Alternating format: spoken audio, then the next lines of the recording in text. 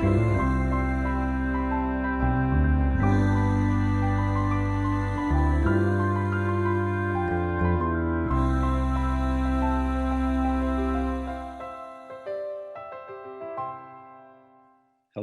and welcome to Book Circle. I'm Earl Weinberg.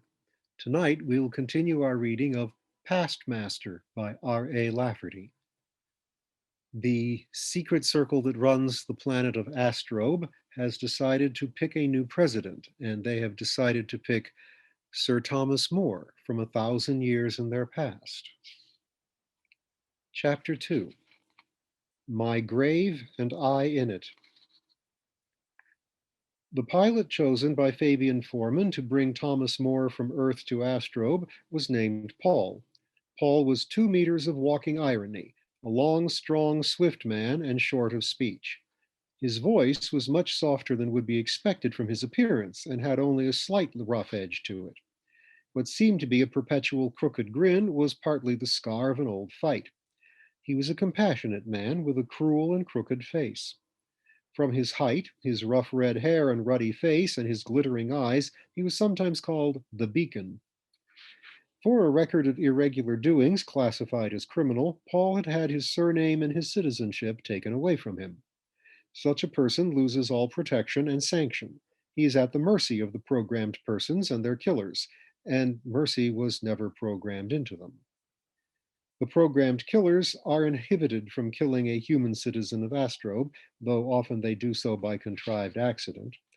But an offender who has had his citizenship withdrawn is prey to them.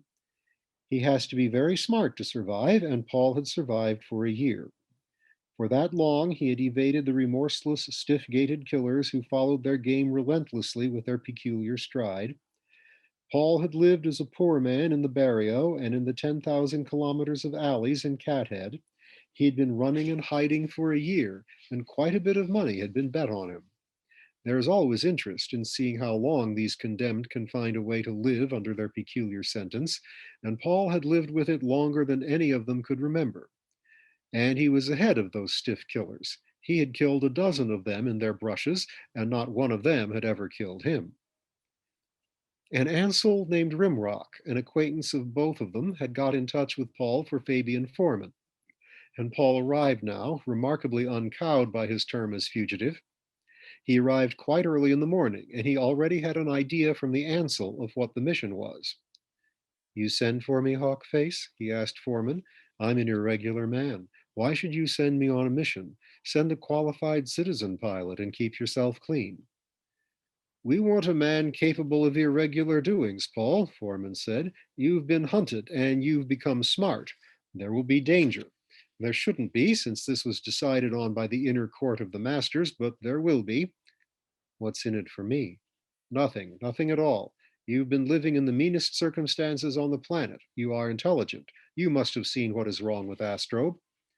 No, I don't know what's wrong with our world, Inner Circle Foreman, nor how to set it right. I know that things are very wrong and that those who use words to mean their opposites are delighted about the whole thing. You yourself are a great deal in the company of the subverters. I don't trust you a lot. But you are hunted by the killers. You slipped them yesterday by a fox trick that nobody understands, so you enter the legendary of the High Hunted. There must be something right about a man they hate so much. We are trying to find a new sort of leader who can slow, even reverse the breakup, Paul. We've selected a man from the Earth past, Thomas More. We will present him to the people only as the Thomas, or perhaps, to be more fanciful, as the past master. You know of him? Yes, I know him as to time and place and reputation.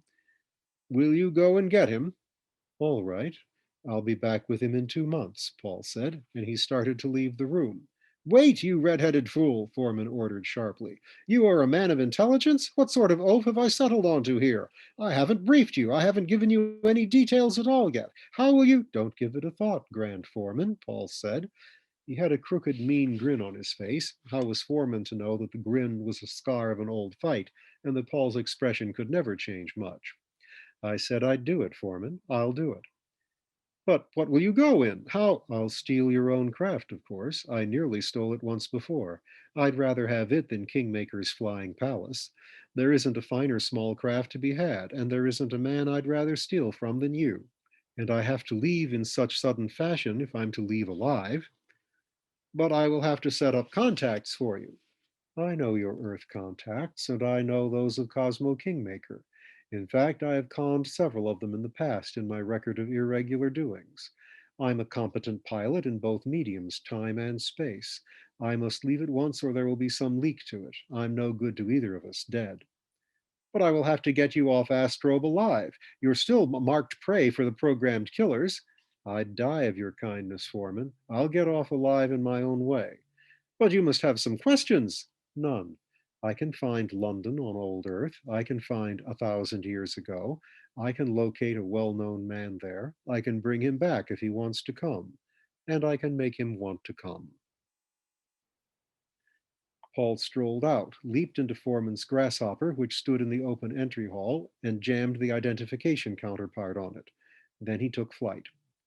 The grasshopper, of course, emitted the stolen signal as it flew, and all Foreman's keying of permission could not override that signal.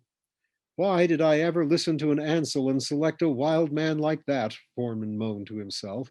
10 seconds on the mission and he's done everything wrong. He'll have every guard at spaceport on him, and they'll kill him before I can explain. Why did the ruddy fool jam the counterpart? Within seconds, Paul came to spaceport in the Grasshopper, and in the same short seconds, 3 groups had gathered to deal with him variously. One group, however, had known of Paul's sudden impulsive action some hours before. Paul was thinking rapidly in this, but he also had a friend who was feeding things into his mind. Paul knew that it is sometimes better to have 2 groups than one in pursuit of you.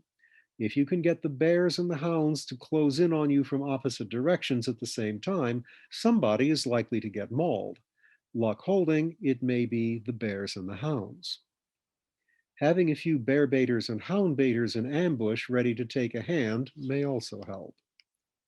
The bears were the spaceport guards, huge and lumbering, reacting to the stolen signal of the grasshopper. And the bears got there first, too fast, or the hounds were too slow. They dragged Paul out of the grasshopper with their grapples, and he knew that they were about the business of killing him. One of them shagged him a bloody swipe that took skin and deep flesh off arm, shoulder, and left ribs, and one, but only one, clasped him to crush him to death. But the primary aim of these bears, these mechanical guards, was to secure the stolen vehicle and clear the status of it. Killing Paul was only a secondary aim. Timing not right rattled through Paul's head in what seemed his last moment. Other killers too late. Never was anything late about them before. He was crushed too tight to talk, almost too tight to think. With the grip that the thing had on him, he would never breathe in another breath. But he fought mightily with the Iron Bear, unwilling to give death an unearned advantage. The hounds were the programmed killers, the same who had been hunting Paul for a year. Stiff and bristling, they now reacted to a frantic signal in their own sensing devices, the escape signal sent out by Paul's actions. Their programming told them that their prey, the Paul person, was attempting an off-world escape from them, and that it was urgent. They closed in on Paul for the kill, blind to everything else, and the spaceport guards as blindly reacted to this sudden intrusion into their own area of investigation. The tangle, when it came, was of blinding speed and deafening fury. Here were 2 different groups of mechanical killers, one programmed for patrol, defense, and counterattack, the bears, the other programmed for stalking and direct assault, the hounds, or hound cats. But a bear was crushing Paul to death, however much the strong and slippery man struggled against it. And yet the crusher was diverted in the churning confusion. Twice it had to stop to smash gnashing metal hounds into mechanical death and disarray. Every device there had 1 or more alarms or sirens or hooters going off inside him, and the signals did not make for clarity. Then the maddening clash and jangle as the 3rd force entered. Paul felt it in his brain, and both sorts of mechanicals felt it in their gel cells. And there was a direct command in Paul's brain. Breathe, damn it! So he took one more great breath, having been loosened from the veriest instant. He was too far gone to have known to breathe without being told. But this third assault was a human one, more or less. The voice in Paul's brain was that of Rimrock the Ansel. Whether Rimrock could be called human or not, he was associated with humans. Now Paul also heard the voice of Walter Copperhead, the necromancer who could spook the matrix out of the mechanicals and confuse their programming completely. Paul heard other voices, and he was able to get another breath. Paul was not dead. He refused to die. His crushing iron bear had had to loose him completely to smash down three of the mechanical hound cats at once. And the sudden men were in it now. Battersea was as tall a man as Paul and twice as thick. He swung a battle axe that weighed as much as an ordinary man, and he knew where to look. He swung a battle axe that weighed as much as an ordinary man, and he knew where were located the nexus and centers of every sort of mechanical. He had battered them to death before. Shanty was near as huge a man as Battersea and was faster. Copperhead's powers included the power to disable and kill, and Rimrock the Ansel, of that most gentle species, had nevertheless slicers 3 feet long. Others were there. There was Slider, but Slider had never been sure which side he was on, and Paul himself was into the battle now. He had a long stabber up from a sheath at his loins, and Paul also knew a little bit how these contrivances were put together. On many of them, an upthrust below the base of the third center plate will sever communications in the mechanical and leave it helpless. And it was there that Paul thrust. He got it. His thrust severed communications and life. It was a man and not a mechanical that he battled that time, and Paul killed him. A man masquerading as a programmed killer. So there were, the more to confuse the event, human men on both sides. The time is now, the voice of Rimrock the Ansel shrilled in Paul's brains, and yet the silent Rimrock was battling one of the iron bears and seemed not even aware of Paul's location. But Rimrock was a devious fellow. Paul, free again for a moment, bounded like a springbuck and was into Foreman's spacecraft. Foreman had keyed permission, and the identification counterpart had not been jammed on this. Paul was in sudden flight. Well, it had been a curious and bitter battle, quite brief and quite deadly.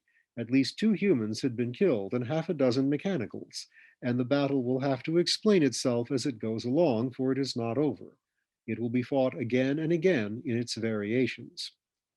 But Paul was free and in flight, painfully swiped and giddy from loss of blood, but in flight beyond pursuit.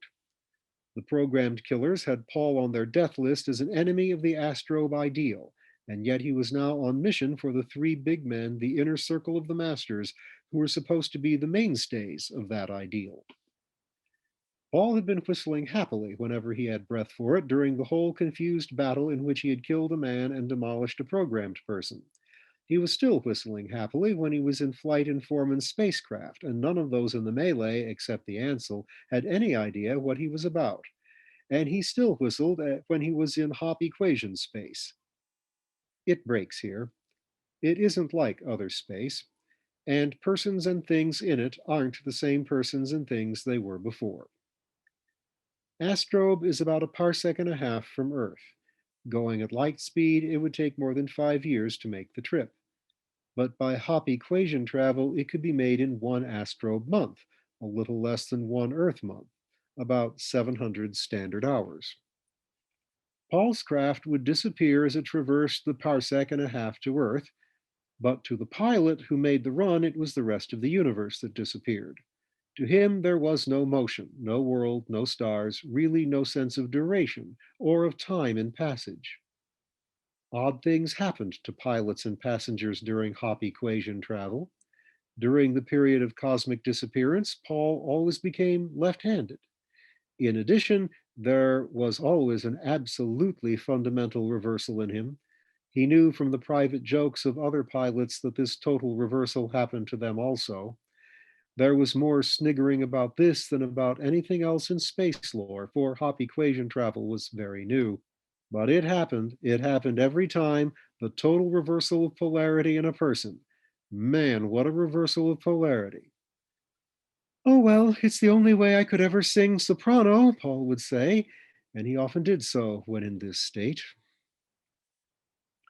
Paul would catnap on the trip, but his state of sleep would register on the craft's instrumentation, and he was not permitted to sleep beyond 90 seconds at one time.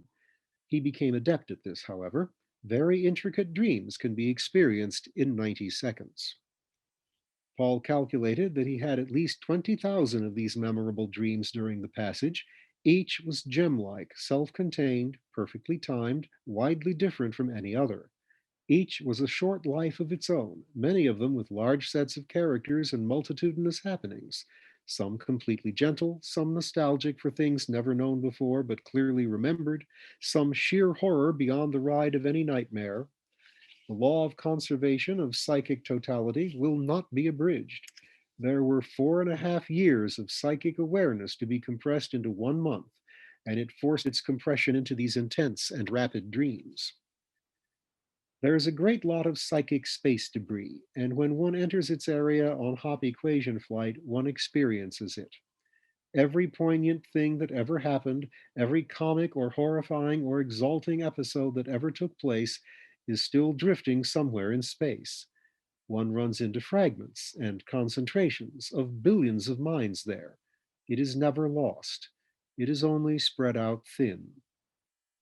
The Ansel was in many of these dreams. These creatures are psychically remarkable. They were in the human unconscious before they were found on Astrobe. There were flashes in and around Paul's dreams of his year of escapes and of the most recent escape at Spaceport. Paul was never terrified in moments of danger. His terror came later, in dream form, and a lot of it communicated itself on this passage. The several persons and mechanisms who had died in that last episode were in several of the dreams. Persons who have just died are also psychically remarkable. Paul had many dreams of a boy named Adam who died cavalierly in battle again and again and so avoided the misfortune of really growing up.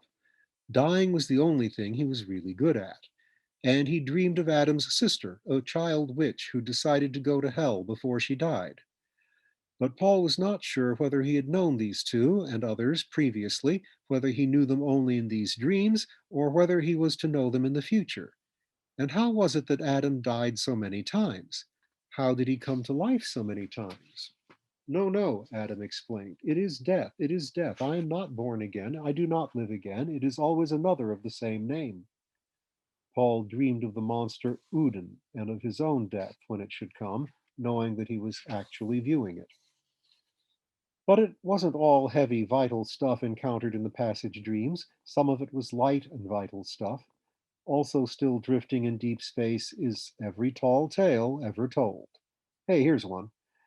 It was of an Earthman of a few hundred years before Paul's time, John Sourwine, or Sour John. But now Paul became Sour John, and he told and lived at the same time the outre tale. Owing to the diet he had followed from his youth, alcohol, wormwood, green snails, one of Sour John's kidneys had become vitrified and in a peculiar manner.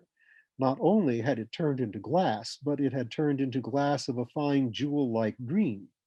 This he had seen himself on the fluoroscope. It happened that he and some friends were at Gazikhan in what was then India of old Earth, and they looked at the great idol there.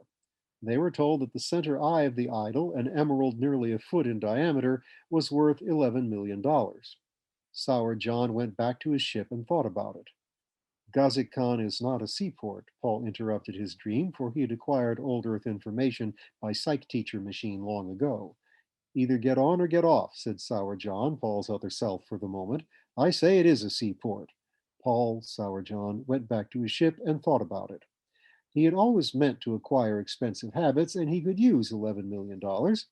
He sharpened up an old harpoon, called the ship's boy to help him, and in no time at all they had the kidney out. They trimmed it down a little, put it to a lathe, and then a buffer, and one thing and another, and soon they had it shined up to perfection. It was the most beautiful kidney in the world. Then Paul went back to town, climbed up the idol at midnight. It was 500 feet high and sheer and slick as ice. He pried out the emerald eye and substituted the green kidney. It fit perfectly. I knew it would, said Paul. Then he climbed down, a descent that not another man in the world would dare to make, and went back to his ship with the emerald. He sold it in Karachi for $11 million, and he lived high for a while. But owing to his only having one kidney, Paul was now unable to drink water at all. 3 years later, Paul, Sour John, was back in Gazakhan. He was told that the center eye of the idol had been reappraised. By a miracle, it had changed color, the people said. It had become richer in color, finer in texture, of a deeper brilliance, and a grand new aroma came from it. And now it was worth $13 million. I figure I lost $2 million on the deal, Paul said as he woke up. 90 seconds. How could that be? The climb up the idol had taken 2 hours at least. Somebody asks what sort of man was this Paul with the permanent crooked grin. He was the sort of man who was visited by a passage dream of a vitrified kidney. 20,000 such little dreams. Hey, here's another one. Paul was coursing at fantastic speed toward the area where the little twin stars Rheum and Anti-Rheum revolved around each other. Hurry, were his instructions. They seem of no consequence, but they are the governor of the universe. Somebody is tampering with them. Paul continued at his impossible speed and arrived at the area. He saw something that nobody had ever seen before, for nobody had ever been so close to them. The two small stars that revolved around each other were joined together by a long steel chain. It was that which held them in their tight, rapid orbits. It was that which made them the governor of the universe. Paul quickly located the trouble.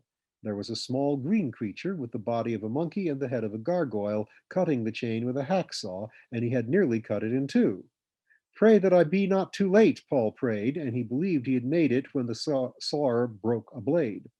But he quickly replaced it with another, stuck his green tongue out at Paul, took 3 more strokes with a hacksaw, and the chain broke. Then Rheum and Anti-Rheum swung out of their tight orbits, and the whole universe was out of control with its governor broken. 50 billion stars went nova, then blacked out to nothing. The universe had eaten itself and was gone forever. I told you to hurry, the space captain told Paul furiously as he came barreling up. Then the space captain's face melted like wax and he was gone. I did hurry, Paul said. Then his own face melted like wax and he was gone also.